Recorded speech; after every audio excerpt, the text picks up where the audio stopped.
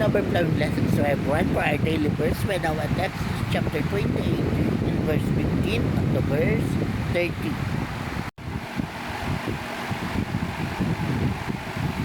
The Lord said, "From the same costly material, make a breastplate for the high priest to use in learning.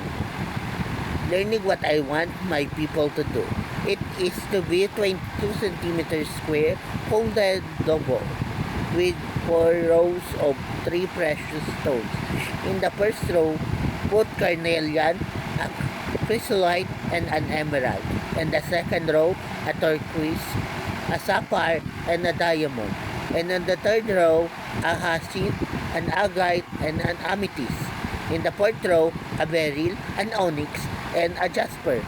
Mount the stone in delicate gold settings, and engrave on each of them the name of one of the 12 tribes of Israel. Attach 2 gold rings to the upper front corners of the breastplate and fasten them with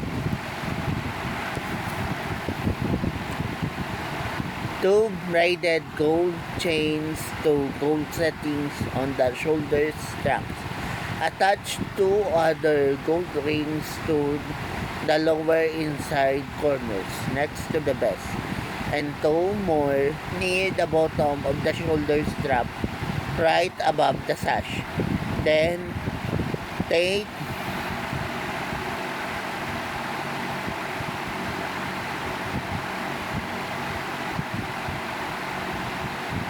take a blue cord and tie the 2 lower rings on the breast piece to those on the vest. This will keep the breast piece in place. In this way, Aaron will have the names of the 12 tribes of Israel written on his heart each time he entered the holy place. And I will never forget my people. He must also wear on his breast piece that 2 small objects that he uses to receive answers from me."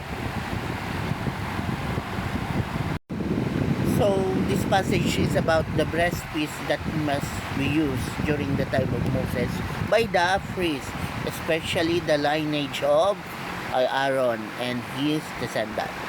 So, what does it look like? See, it's look like that. And this one, the breastplate or breast piece. See,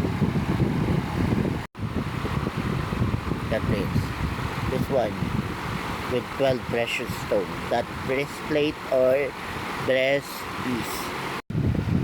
Yes, we are fully aware that those 12 precious stones represents the 12 tribes of Israel, for them to be remembered in front of God through that breast piece or breastplate. So nowadays we don't have we in the modern world don't use those breastplate anymore. See, because we are now in the New Testament era, in the modern world.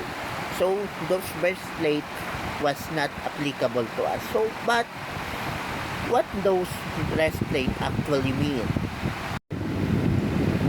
That breastplate reflects the responsibility of a priest. So remember that we, being a follower of Christ, we being a Christian, in front of God, our identity is we are a chosen nation, a royal priesthood. So let us read our identity in Christ. Okay? 1 Peter chapter 2 verse 9.